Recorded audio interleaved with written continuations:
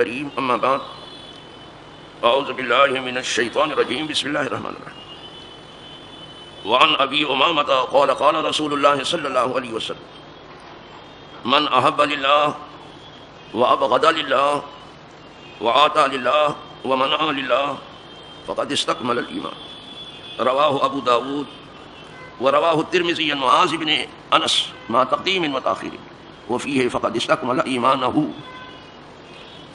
وعن أبي ذر قال قال رسول الله صلى الله عليه وسلم أفضل الأعمال الحب في الله والبغض في الله رواه أبو داود.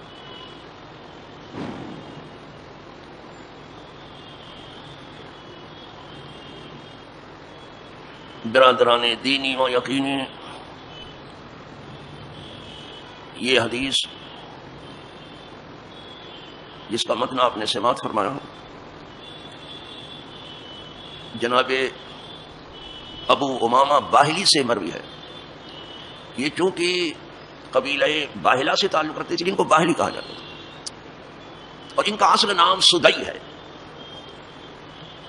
یہ ابو امامہ کو نہیں، لیکن ابو امامہ کے سے ہی آپ زیادہ مشہور. پہلے آپ نے مصر میں سکونت فرمائی تھی، بہت بڑے صحابی ہیں اور یہاں بڑے ہی کا تذکرہ ہے. پہلے مصر میں آپ نے سکونت اختیار فرمائی ہے، لیکن کچھ دن رہنے کے بعد پھر آپ نے شام کی طرف سفر کیا اور حمص میں جا کے مقیم ہوئے. اسی لیے شام کے جتنے علماء ہیں بہت زیادہ ابو امامہ سے روایت کرتے ہیں.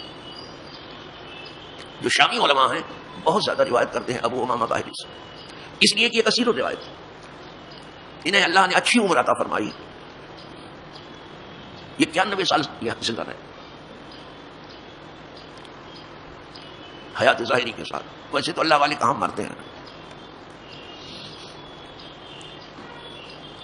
تو انہی سے مروی ہے کہ فرمایا رسول اللہ صلی اللہ علیہ وسلم نے کہ جس نے کسی کو صرف اللہ کے لیے چاہا، اب حضور فرما رہے ہیں جس نے کسی کو صرف اللہ کے لیے چاہا، کوئی رشتہ ناتا نہیں ہے، کوئی خاصا لین دین نہیں ہے، کوئی بہت اٹھنا بیٹھنا نہیں ہے، کوئی جان پہچان نہیں ہے، لیکن اللہ کا بندہ ہے. تو جس نے کسی کو اللہ کے لیے چاہا اور کسی کو اللہ کے لیے نہ چاہا، وہ ہے نہیں اس لائق کہ اس کو چاہا جائے، اور کسی نے کسی کو اللہ کے لیے کچھ دیا اور کسی سے کچھ روک لیا، کہا اگر ایسا ہے تو اس بندے نے اپنے ایمان کو مرتبہ کمال تک پہنچا، اب اس کا ایمان مکمل ہوگا. جب کام اللہ کی محبت میں ہونے لگے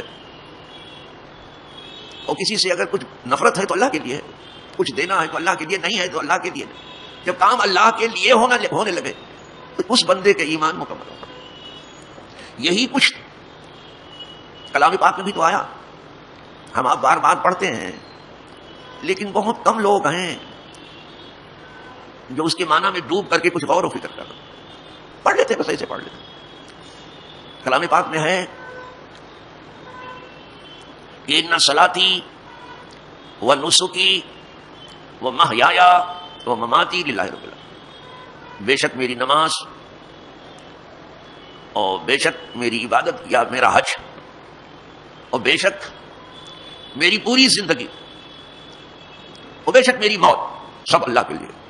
یعنی اگر میں نماز پڑھتا ہوں تو صرف اللہ سے پڑھتا ہوں، کوئی دکھاوے کے لیے نہیں پڑھتا، کوئی بہت پرہیزگار کہلانے کے لیے نماز نہیں پڑھتا، کوئی بہت تقوی کی دھاپ بٹھانے کے لیے نماز نہیں پڑھتا، صرف اللہ کی خوشی کے لیے کہ تیرا حکم ہے میں حاضر ہو گیا. بے شک میری نماز اور میری سب عبادت اور میری تمام زندگی اور میری موت سب تیرے لیے. یہ ہم پڑھتے ہیں. تو جب پوری زندگی کی بات آئی تو ہم زندگی بھی اس لیے چاہتے ہیں کہ وہ زندگی تیرے لیے ہو جائے. جیسے نماز تیرے لیے ہے، روزہ تیرے لیے ہے، حج تیرے لیے ہے، زکات تیرے لیے، سب عبادتیں تیرے لیے، اسی طرح میری پوری زندگی تیرے لیے ہو جائے. یہ کہا آپ نے، یہ نہیں کہ نماز تو تیرے لیے ہے اور روزہ تیرے لیے ہے اور حج تیرے لیے ہے اور زکات تیرے لیے ہے اور کیا پوری زندگی میرے لیے جیسا میں چاہوں کروں، من کی بات کروں. میں جاؤ پاگل پن مت کرو. یہاں کہتے ہو کہ حیاتی میری پوری زندگی. پتا چلا اسلامی قوانین پوری زندگی کو محیط ہیں. پوری زندگی کو اسلامی آپ کو بنانا پڑے گا. یہ نہیں کہ آدھا تیتر آدھا بٹیر, یہ نہیں ہے کہ کہیں میری مرضی ہو کہیں تیری مرضی. نہیں نہیں صاحب, سب تیری مرضی ہماری ہے. زندگی بھی تیرے لیے. میں اس لیے زندہ ہوں کہ تجھے راضی کروں, میں اس لیے مر رہا ہوں کہ تجھ سے قریب ہو جاؤں مر کر کے. اس سے بڑی کیا آرزو, سب تیرے. مجھے یاد آتا ہے کہ حضرت کلیم ایک مرتبہ محو کلام تھے, وہی آئی حضرت کلیم پر, یہ میرے کلیم تم نے میرے لیے کیا کیا؟ تو عرض کیا مولا تیرے لیے نماز پڑھتا ہوں اور تیرے لیے زکات دیتا ہوں, تیرے لیے حج کرتا ہوں, جتنی عبادت ہے سب تیرے لیے کرتا ہوں, تیرے لیے روزہ رکھتا ہوں. کوئی عبادت بتا دیا؟ فرمائیے تو تم سب اپنے لیے کرتے ہو. نماز کا فائدہ خود نمازی کو ہے, روزے کا فائدہ خود روزے دار کو ہے, حج کا فائدہ خود حاجی صاحب کو ہے, اور عمرے کا فائدہ خود معتمر کو ہے, عمرہ کرنے والے کو ہے. قربانی کا فائدہ خود قربانی کرنے والے, گوشت بھی تو کھاتے ہو ثواب الٹا لیتے ہو اوپر سے. یہ تو سب فائدہ آپ کو پہنچ رہا ہے, یہ تو سب تم اپنے فائدے کے لیے کرتے. اور نماز 5 وقت تم صاف ستھری نہر میں غوطہ لگاتے ہو, تم پاک و صاف ہو جاتے ہو, تمہارا جسم بھی پاک ہو جاتا ہے, تمہاری جان بھی پاک ہو جاتی ہے. یہ تو سب تمہارے فائدے کے لیے. تب موسیٰ علیہ السلام نے عرض کیا مولا پھر تیرے لیے کیا کروں؟ یہ سبھی باتیں تو ہمارے لیے ہیں, ہمارے فائدے کے لیے, تیرے لیے کیا کروں؟ تیرے لیے کیا پوچھا؟ اور یہیں آ کے آدمی رکا ہوا ہے, انہی چیزوں میں رکا جس کا تذکرہ کیا. کہا پھر تیرے لیے کیا کروں؟ فرمایا کسی کو صرف میرے لیے تم نے دوست بنایا کہ اللہ کا چاہنے والا, لاؤ میں بھی چاہوں. کسی کو میرے لیے دشمن بنایا کہ اللہ کا دشمن ہے تو میرا بھی دشمن ہے بنایا. اپنے لیے تو ہم نے جانے کتنے دوست دشمن بنا کے رکھے, اور رات دن اس کا تذکرہ بھی کرتے رہتے ہیں. لیکن اللہ کے لیے کتنے دوست آپ نے بنائے اور کتنے دشمن بنائے, اور اللہ کے لیے آپ نے کتنوں کو دیا صرف اللہ واسطے, اور اللہ کے لیے کتنوں سے آپ نے اپنا مال روک لیا. تو حضرت کلیم تو یہ بھی کرتے تھے, کیا کہنا, لیکن ان کے پر پیرائے میں ان کی امت کو درس دیا گیا. حضرت کلیم تو یہ خود بھی کرتے تھے, تو یہ راز جانتے ہیں. ارے اللہ ہی کے لیے تو اپنے بھائی سے یہ سر کے بال پکڑ لیے تھے, اللہ کے لیے, وہ بھی بڑے بھائی حضرت ہارون. اور دینے کی بات کرتے ہو, اپنے بھائی کے لیے نبوت کی دعا کر ڈالی, ان کو میرا وزیر بنا دے, اتنا اللہ کے لیے یہ تو کرتے تھے. لیکن ان کے آڑ میں امت کو سبق دیا گیا. جب کسی کے منہ سے اللہ کا نام آئے بس جھوم جانا چاہیے. حضرت خلیل نے ایک آدمی کو دسترخوان سے اس لیے اٹھا دیا اپنے کہ کھانے سے پہلے اس نے اللہ کا نام نہیں لیا. دیکھا, اٹھا دیا, حالانکہ بغیر مہمان کو ساتھ لیے کھانا. وہ تو حضرت خلیل ہے, کیا کہنا حضرت خلیل کا. لیکن میرے جیسا گیا گزرا آدمی اگر کسی گرے پڑے سے اللہ کا نام لیتا ہے تو طبیعت خوش ہو جاتی ہے, کم از کم اللہ کا نام تو لینا ہے. اسی لیے ہے کہ جب اللہ کے نام پر کوئی کچھ مانگے تو کچھ ہی صحیح, کچھ دے دو اسے. بہت سمٹ کے مت جاؤ وہاں سے, کچھ دے دو. ویسے منع ہے کہ اس نام کو محض مانگنے کے لیے استعمال مت کرو, لیکن کوئی مانگ ہی لے بہت بڑا نام, تو اگر کچھ ہو تو کچھ اس کو دے دو جو ممکن ہو تم سے, کیونکہ بہت پیارے کا نام لیا ہے, اس سے زیادہ کون پیارا ہے. اور اگر وہاں نہیں دو گے تو پھر کہاں, اور جو اس نے دیا اس میں سے دے دو, تھوڑا سا دے دو. تو اسی بات کو اٹھا دیا تھا. یہ تو کھانے سے پہلے اللہ کا نام بھی نہیں لیا. اب تو کتنے لوگ ہیں کہ ہم دیکھتے کھانے سے پہلے لیتے ہی نہیں کتنے. اور یہ مرغی ذبح کرنے والے اور بکری ذبح کرنے والے پتہ نہیں یہ پڑھتے ہیں بسم اللہ اللہ اکبر کی نہیں. ویسے ہر مسلمان کے دل میں تو لکھا ہی ہے اللہ, کبھی زبان پہ آتا ہے کبھی نہیں, دل میں تو ہے سب کے, لیکن لیتے ہیں یا نہیں لیتے, لینا ہی چاہیے. بسم اللہ اللہ بہت بڑا نام, اور اس نام کی بہت برکت ہے.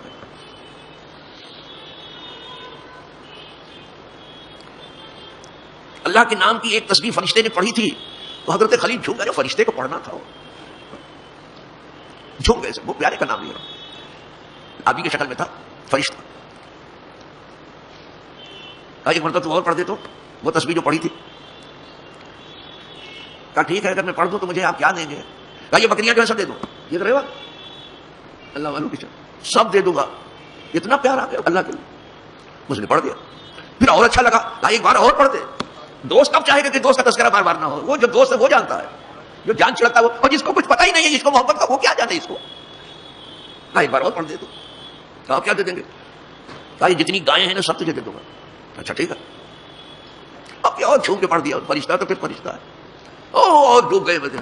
کہا بھائی خدا کے واسطے ایک بار اور پڑھ دے. کہا لیکن آپ پڑھ دوں تو کیا یہ سب اونٹ دے دوں گا، یہاں تک چھوٹا نیا پیسہ نکال کے دے دوں گا ابھی ابھی. وہ بھی نہیں دیتے. خدا جانے کیسے لوگ ہو گئے، میری سمجھ سے سب باہر ہو گئے. دین کی راہ میں کچھ نکلتا ہی نہیں، کچھ نہیں نکلتا. کہاں سب کچھ ہتھیلی پہ.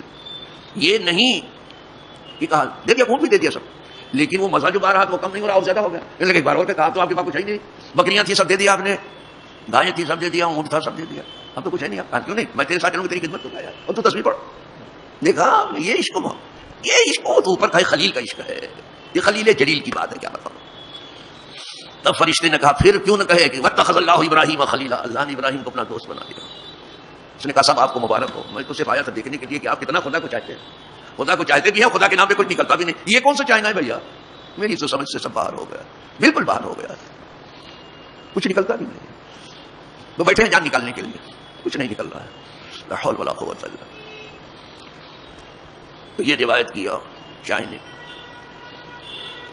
دوسری حدیث بھی جو حضرت ابو ذر غفاری سے ہے، وہ اس میں بھی یہ کہا، لیکن اس حدیث میں یہ ہے کہ افضل الاعمال الحب فی اللہ والبغض. یہاں بتایا گیا کہ اس کا ایمان مکمل ہو گیا. جس نے اللہ کے لیے چاہا، اللہ کے لیے نہیں چاہا، اللہ کے لیے کچھ دیا، اللہ کے لیے ہی کچھ نہیں دیا کسی کو، اس کا ایمان. یہاں ایمان بتایا، اس کا ایمان مرتبہ کمال کو پہنچ چکا ہے. یہاں بتایا سب سے اچھا عمل، سب سے اچھا عمل کیا ہے؟ الحب للہ، اللہ کے لیے چاہنا. والبغض، اور بغض صرف اللہ واسطے رکھنا، اپنے نفس کے لیے نہیں، اپنے خاندان کے لیے نہیں، اپنے قبیلے کے لیے نہیں، نہیں اللہ واسطے، اللہ واسطے. یہاں سے اس حدیث کو آپ سامنے رکھ لیں تو زیادہ اچھا ہوگا کہ ایک بار سرکار نے مجمع صحابہ میں کچھ خطاب فرمایا. ایک آدمی نے پوچھا حضور قیامت کب آئے گی؟ قیامت سے بہت ڈرتے تھے، اور یہاں روز قیامت ابل رہی ہے، کسی پوچھ پڑی ہے نہیں. روز تازہ قیامت کھڑی ہے بنام مسلم. یہ دنیا بتانا چاہتی ہے کہ وہ مسلمان ہونا بھی جرم ہے. شاید اسلام سے لوگ جو ہے ڈر رہے ہیں کہ کل کہیں یہی مذہب پوری دنیا کا نہ ہو جائے. یہ خوف ہے، بتا رہا ہے، اور کچھ نہیں. کاش کہ مسلمان ہوتا جیسا ہونا چاہیے، کاش کی ہوتا، پھر دیر نہیں لگتی دنیا. ایک آدمی نے پوچھ لیا متسا، حضور قیامت کب آئے گی؟ فرمایا قیامت کے آنے نہ آنے کی بات نہیں ہے، تو نے قیامت کے لیے تیاری کیا کی ہے؟ قیامت ان علوم میں سے ہے جس کو چھپایا گیا ہے. اگر ظاہر کر دیا جاتا تو قیامت سے پہلے قیامت ہو جاتی. کچھ چیزوں کو چھپایا گیا، جیسے آدمی کی موت کو چھپایا. آدمی کو معلوم نہیں کبھی تھوڑی دیر میں مر جائیں گے. ابھی ہمارے بیچارے ایک چاہنے والی اسی جمعہ کو ہمیشہ ہمارے ساتھ افطار کرتے تھے. 40-45 لوگ رہی ہوتی ہے. مراد میری عبد الجبار سے ہے، بالکل ہٹے کٹے ماشاء اللہ 40-50-55 کے رہے ہوں گے. ہمیشہ ہمارے ساتھ افطار کرتے تھے، لیکن میرے ساتھ وہ جمعہ نہیں ہو رہا تھا. وہ جمعہ بونڈی نہیں پڑھ رہے تھے، وہیں کے رہنے والے تھے. سنتیں سے پڑھی تھی اور پھر اٹیک آ گیا، اور وہ زیادہ بھاری بھرکم تھا اٹیک. ابھی صرف سنت پڑی تو نکل آئے بیچارے. جیسا بیچارہ گونڈی ہے ویسے وہاں ہاسپٹل گئے، ویسے اس کا نظم سب کیا، بھرتی کیا گیا. تھوڑی دیر کے بعد کہہ دیا انہوں نے کہ یہ انتقال کر گیا. کچھ دیر نہیں. کیا جمعہ کی صبح کو انہیں معلوم تھا کہ آج آخری دن ہے؟ کیا جب وضو کر رہے تھے تو انہیں معلوم تھا کہ میرا آخری وضو ہے؟ یا جب وہ سنت پڑھ رہے تھے تو کیا سمجھ رہے کہ میری آخری نماز اور آخری سجدہ ہے؟ کچھ معلوم تھا. جیسے سنت پڑھ کے بیٹھے ویسے کٹے گا. ان کے گھر سے فون آنے لگا کہ ان کی آرزو تھی کہ آپ نماز جنازہ پڑھیں. تو پہلے تو میں نے معذرت کر لی، میرے پاؤں خود ہی بڑی ساتھ نہیں دے رہے ہیں، بڑی مشکل سے گرتے پڑتے مسجد میں آتا ہوں، بڑی مشکل سے گرتے پڑتے گھر جاتا ہوں. لیکن یہ ہے کہ اللہ پہنچا دیتا ہے مسجد تک. اب میں نہیں پہنچ رہا ہوں، پہلے بھی میں نہیں پہنچتا تھا، وہی پہنچاتا تھا. جب پاؤں تھے وہ پہنچا دیتا. اور کیسے آؤں گا؟ اس کے جو ہے ایک ہی بچہ ہے، اس میں اہلیت نہیں، بھائیوں میں کوئی اہلیت نہیں ہے، سب کھانے کمانے میں مگر. تو میں نے معذرت کر لی اور گھر والوں نے معذرت قبول بھی کر لی. سمجھے کہ ہاں حضرت کو تکلیف ہے، مجھے معلوم ہے. لیکن پھر دیکھا کہ ہمارے کچھ احباب وہاں جا ہی رہے ہیں اور میرا لڑکا بھی تیار ہو گیا ایک جن. تو میں نے کہا جب تم لوگ جا رہے ہو تو جہاں اترو گے مجھے بھی اتار دینا. تو اللہ لے گیا. پڑھی میں نے نماز جنازہ اور تدفین میں بھی شریک رہا. تو کچھ معلوم تو ہے نہیں، موت معلوم نہیں، یہ بتا رہا چھپا دیا گیا موت کو. اور اگر موت کو نہ چھپایا جاتا تو موت سے پہلے موت آ جاتی، مر ہی جاتا. کسی کو بتا دیا کل مر جاؤ، آج ہی سے رونا شروع کر دیتا. چیزوں کو چھپا دیا. بلکہ بڑی بڑی جتنی چیزیں سب چھپی ہیں. یہ روح کو چھپا دیا گیا. اگر روح کا پتہ چلتا کوئی مرتا ہی نکلنے نہیں دیتا. چشمہ آب حیات کو چھپا دیا گیا. اگر نہ چھپایا جاتا پانی پی کے سب زندہ رہتے. شب قدر کو چھپا دیا گیا. اگر مل جاتی تو کہتے بس ایک ہی دن عبادت، ایک رات عبادت کریں، وہ کیا کریں گے؟ نہیں، یہ تو 1000 مہینوں سے بہتر عبادت ہوئی. سب بڑی پڑی. ارے خود اللہ ہی بھی چھپا ہوا ہے. کہاں ظاہر ہے؟ چھپا ہے. لیکن ظاہر بھی ہے وہ اللہ والا. وہ ظاہر بھی ہے، باطن بھی ہے، اول بھی ہے، آخر بھی ہے. جب کوئی نہیں تھا تو وہ تھا، جب کوئی نہ ہوگا تو صحابی نے پوچھ لیا تھا نا کہ قیامت کب آئے گی؟ تو فرمایا قیامت جیسی چیز کے لیے تیرے پاس تیاری کیا ہے؟ تیاری چاہیے. موت کو مت پوچھو کہ کب آئے گی، اس کے لیے تیاری آپ کے پاس کیا ہے؟ اگر آ گئی تو تیاری کیا ہے آپ کی؟ کیا تیاری؟ تو جانتے ہو وہ تیاری اگر بتاتا تو بہت کچھ بتا سکتا تھا کہ حضور آپ کے پیچھے نمازیں پڑھتا ہوں، روزے رکھتا ہوں، زکات دیتا ہوں، آپ کے ساتھ سر سے کفن باندھ کر کے نکلتا ہوں جہاد کر، وہ سب بتا سکتا تھا. لیکن اس نے یہ سب کچھ نہیں کہا. ہم لوگ تو اسی میں مگن ہیں بس. یہ سب کچھ نہیں کہا. اس نے کہا قیامت جیسی چیز کے لیے تو حضور ہمارے پاس کوئی تیاری نہیں، مگر اتنا ضرور ہے کہ میں اللہ اس کے رسول سے محبت کرتا ہوں. دیکھا بس اتنا سننا تھا کہ انی احب اللہ و رسولہ. بس حضور کو بہت پسند تھا. بس ایک سنت ہے کہ میں اللہ اس کے رسول کو چاہتا ہوں، اور اس چاہنے کی وجہ سے قیامت جیسی چیز جو ہے ہمیں نقصان نہیں پہنچائے. چاہنا صرف چاہنا، محبت کرنا. بس حضور نے پھر بشارت سنا دی انتما من احببت، تو اس کے ساتھ جس سے تجھے محبت ہے، یعنی میرے قدموں میں آ گیا. یہ محبت سے دنیا فتح ہوگی، نفرت سے نہیں. نفرت کرنے والے کبھی بھی کامیاب نہیں ہوئے. نفرت کا درس دینے والے کبھی کامیاب نہیں. محبت سے سب ہوا. حضور کو جیسے محبت کرنے والے ملے سارے جہاں پر نہیں ملے. جب حضور نے یہ فرمایا کہ تو انہی کے ساتھ رہے گا جس سے تجھے محبت، مجھ سے محبت میرے قدموں میں رہے گا. صحابہ کہتے ہیں اس دن ہمیں اتنی خوشی ہوئی کہ پوری عمر میں نہیں ہوئی تھی. یا تو اس دن خوش ہوئے تھے جس دن کلمہ پڑھا تھا مسلمان ہوئے تھے، اور یا تو پھر آج خوش ہوئے جب حضور نے کہا کہ وہ اس کے پاس رہے گا جس سے اس کو محبت. تو یہ بہت بڑا عمل بھی ہے محبت. شاید اقبال نے یہی دیکھ کے کہہ دیا ہے، لیکن ہم شعر و شاعری بھی ایسے ہی پڑھ لیتے. وہ کہتا ہے یقین محکم، عقیدہ مضبوط ہونا چاہیے، عمل پہ ہم، اور مسلسل عمل ہونا چاہیے. اس لیے نہیں کہ 4 دن نماز پڑھی 4 دن چھوڑ دی، آج کل بیمار ہوا اور ایسا ہے ویسا ہے، 4 دن روزہ رکھا اس کے بعد چھوڑ دیا. یہ سب چھوڑو. عمل پہ ہم برابر عمل کرو، چاہے تھوڑا سا عمل ہو ہمیشہ کرو. محبت فاتح عالم. اس دنیا کو محبت سے فتح کیا جا سکتا ہے، نفرت سے نہیں. یہ نفرت کا درس دینے والے ملک تو توڑ دیں گے، ستیہ ناش کر دیں گے. کبھی بھی نہیں. ہم نے سکندر ذوالقرنین کا جو واقعہ پڑھا ہے تو اس میں ایک بات مجھے کبھی بھولے گی نہیں. سکندر ذوالقرنین سے پوچھا گیا تھا کہ آپ سے پہلے بھی بہت سے بادشاہ گزرے لیکن ان کو آپ جیسی فتوحات میسر نہیں آئی. کیا آپ بتائیں گے کہ سارے جہاں پر جب آپ کا سکہ چل گیا، ساری دنیا کو آپ نے فتح کر لیا، یعنی آپ فاتح عالم ہو گئے، تو اس کی وجہ کیا تھی؟ کیسے آپ نے پوری دنیا کو مسخر کر لیا، سب زیر نگیں آپ کیا کر؟ مسکرائے. فرمایا کہ اللہ کی مدد سے میں نے جس ملک کو بھی لیا اس کی رعایا کو ستایا نہیں. جس ملک پر بھی میرا قبضہ اس کی رعایا کو نہیں ستایا. یہاں رعایا کے ناک میں دم ہے، وہ کھلے آسمان کے نیچے پڑی ہے، چاہے دوست ہو چاہے دشمن ہو. یہ کب کی بات ہے؟ تمہارے ان دشمنوں نے تم کو کب جو ہے کھلے آسمان کے نیچے چھوڑا تھا؟ بڑے پیار سے تم کو پالا تھا کانگریس نے. آج تمہیں کسانوں کی شکل میں کانگریس دکھائی دے رہی ہے. اگر کانگریس ہی ہو تو کس نے کہا تم کو کھلے آسمان کے نیچے رکھو؟ یہ کون سی راہ تم نے اپنا لی ہے، اور کہاں سے یہ سیکھ لیا ہے آپ نے؟ اور یہ کس نے آپ کو کہہ دیا کہ آپ کا نفع جو آپ کے نزدیک نفع ہے وہ ہر آدمی قبول کرے، کسی کو آپ کا نفع نہیں چاہیے؟ ہمارے یہاں کتابوں میں ہے کہ ایک وقت وہ آئے گا کہ آدمی صدقہ لے کے نکلے گا، بہت مال لے کے، کسی کو دینا چاہے گا، وہ کہے گا نہیں بابا مجھے نہیں چاہیے، حالانکہ مال ہے. کہا کیوں نہیں؟ کہا میرے پاس خود ہی ڈھیروں مال پڑا، میں کیا کروں؟ کل لائے ہوتے تو لے لیتا، آج تو میرے پاس ہے. دیکھا وہ نفع ہی صحیح، زبردستی آپ کسی کے گلے میں کیوں باندھ رہے ہو؟ کیا دلیل؟ اور روز وہی سنتے سناتے رہتے ہو، روز وہی بکتے بکواتے رہتے ہو. آپ کی یہ منطق کسی کی سمجھ نہیں ہے. یہ دنیا ہے. ایک بات، چلو سکندر ذوالقرنین کی بات کر رہا تھا، وہی گئے گزرے جو ہے حکمرانوں کی بات آ گئی سامنے. یہ حکمرانی ہے. تو اس نے کہا کہ اللہ کی مدد سے جس ملک کو بھی میں نے فتح کیا اس کی رعایا کو ستایا نہیں. رعایا ہی کسی ملک کی طاقت ہوتی ہے. سارا زور رعایا کی وجہ سے ہوتا ہے. جتنی مضبوطی سے رعایا پیچھے کھڑی ہوگی حکومت کی، وہ حکومت اتنی مضبوط ہوگی. ایک بات یہ پتہ کی بات ہے، سکندر ذوالقرنین کی بات ہے. کیا کہنا صاحب، خود سکندر ذوالقرنین نے جب دیوار بنانے کا تھا سد سکندری، اور لوگوں نے کہا کہ ایک دیوار بنا دیجئے تاکہ یاجوج ماجوج سے ہم محفوظ ہو جائیں، اور ہم آپ کو لا کر کے بہت مال دے دیں گے، آپ اس سے دیوار بنائیں. اس نے کہا آپ کے مال کی ہمیں ضرورت نہیں، وہ بادشاہ ہے، وہ بنیا نہیں اٹھا کے نہیں ہے کھلاؤ، فقیر کا مال بھی لے لو، کہیں 2-4 پیسہ جو چھپا کے فقیر نے وہ بھی نکال لو نوٹ بدل کر کے. جو فقیر کا مال لے لو کتنا بڑا فقیر ہوگا، اس سے بڑا کوئی فقیر ہوگا؟ وہ بھی گیا بیچارہ، 2 پیسہ کر کے جو جمع کیا تھا فقیروں نے، صاحب نکالو لاؤ. کہا کیوں؟ آپ بھلے دن آ گئے ہیں. بھلے دن کا مطلب یہی ہے کہ فقیر کے پاس بھی 2 کوڑی نہ رہ جائے. لاہور بنا کیا کیا منطق لے کے بتا رہے ہو؟ تو تمہارا بودھی میڈیا، موسی میڈیا، گودھی میڈیا، خدا جانے کیا بک بک اور چھک چھک لگائے ہیں. کوئی سنتا بھی ہے، کوئی سننے کے لیے تیار نہیں ہے.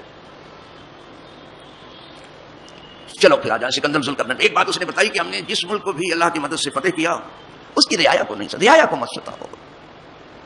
اور یہ تو بیچارے کسان ہیں، سب کے لیے اناج اگاتے ہیں. نہیں تو کیا پتھر کھاؤ گے، کنکڑ کھاؤ گے، روپے پہ سونا چاندی کھاؤ گے، نوٹ چباؤ گے، اس کا تکیہ بناؤ گے. ایک رات تو یہ. دوسری بات کا دوسری سن لو، یہ سکندر ذوالقرنین کہہ رہے ہیں. دوسری بات یہ ہے کہ میں نے جب بھی گزرے ہوئے بادشاہوں کا تذکرہ کیا، اچھائی کے ساتھ کیا، برائی کے ساتھ کیا. یہ اچھوں کا طریقہ ہے کہ بروں کو بھی مرنے کے بعد برائی سے نہیں یاد کرتے. بادشاہان پیشی کا تذکرہ سوائے نکوہی کے ہم نے کیے ہی نہیں. چلو اچھے تھے گزر گئے، اس لیے کہ اگر برے تھے تو اپنی شامت کو پہنچ گئے، اور اچھے تھے تو ہم کو ان کی برائی کریں، کسی کو برا نہیں کیا. یہ بادشاہ ہو کر کے، اور جہاں علم نہ ہو، نالج نہ ہو، کالج نہ ہو، سبق نہ ہو، سب آگے پیچھے سب خوش آمدی ہوں، ہزاروں لاکھوں اور کروڑوں کی تعداد میں، سب یہ ہوتا ہے. 2 بات بتا دوں. سعدی صاحب نے پھر اسی پر کمنٹ کیا، مصلح الدین شیخ سعدی شیرازی نے پھر کمنٹ کیا اس پر، اسی واقعے پر. کہتے ہیں بزرگش نخانند اہل خرد، عقل والے کبھی بھی اس کو بڑا نہیں سمجھتے کہ نام بزرگاں بدشتی برت کی، بزرگوں کا نام برائی کے ساتھ لے. سب برائی کے ساتھ سب کرتے. تم تنہا بھلے ہو، تنہا ہندوستان ہو، تنہا ہندوستانی ہو، تنہا ایماندار ہو، تنہا پرہیزگار ہو، تنہا بھلے ہو، کوئی بھلا نہیں تمہارے سوا. یہ کون سی منطق لے کے آپ لوگ بیٹھ گئے ہو؟ اتنا نہ بڑھا پاتی ہے داما کی حکایت. دامن کو ذرا دیکھ، ذرا بند کما دے، ذرا دیکھو تو آپ کے دامن میں کتنے داغ ہیں، اور کل ہی پتا چل جائے گا. یہ زیادہ دن نہیں گزرے گا، زیادہ دن نہیں گزرے، کل ہی پتا چل جائے گا کہ کیا ہے. اپنے آپ کو اتنا صاف ستھرا مت کر، تنہا سب کچھ ہم ہی ہے. دماغ خراب. چلو اب اس پر آ جائیں. حدیث پاک سن رہے تھے کہ ایمان بھی اسی پر مکمل ہوتا ہے کہ نیکی اللہ کی محبت میں کی جائے اور اللہ کے لیے ہی گناہ سے بچا جائے. کسی کو کچھ اللہ کی محبت میں دیا جائے اور کسی کو کچھ نہ دیا جائے، میں اللہ کے واسطے. یہیں سے ایمان پائے تکمیل کو پہنچتا ہے. اور یہی الحب للہ والبغض فی اللہ، یہی جو ہے یہی سب سے بہترین عمل ہے. یہ حضور کے قدم تک پہنچا دیتا. صحابہ جو پہنچے ہیں محبت میں، حضور کے قدم تک پہنچے ہیں. یہ بات محبت ہے، محبت تھی صحابہ کی، جان چھڑکتے تھے. لوگ نان کھتائی کا نذرانہ پیش کرتے ہیں، افلاطون بانٹتے ہیں. اللہ قبول کرے جو بھی کر رہے ہیں لوگ. صحابہ نے اپنے سروں کے نذرانے پیش کیے. تم کہتے ہو کہ انہوں نے کیا کیا؟ سروں کے نذرانے، اولاد کے نذرانے پیش کر دیے. حضور آپ سے بڑھ کے، ماں باپ کو قربان کیا، حضور آپ سے بڑھ کے کوئی. آپ ان کے لیے پوچھتے کیا کیا؟ اللہ پاک ان صحابہ کے قدموں میں زندہ رکھے جہاں سے ہم گفتگو کر رہے ہیں. ان کے قدموں میں موت آئے، جیتے جی یا مر کے ان کے قدموں تک پہنچ جائیں. اللہ انہی پاک نفوس کے ساتھ ہم تمام کا حشر و نشر فرمائے. وآخر دعوانا ان الحمدللہ رب العالمین. الفاتحہ.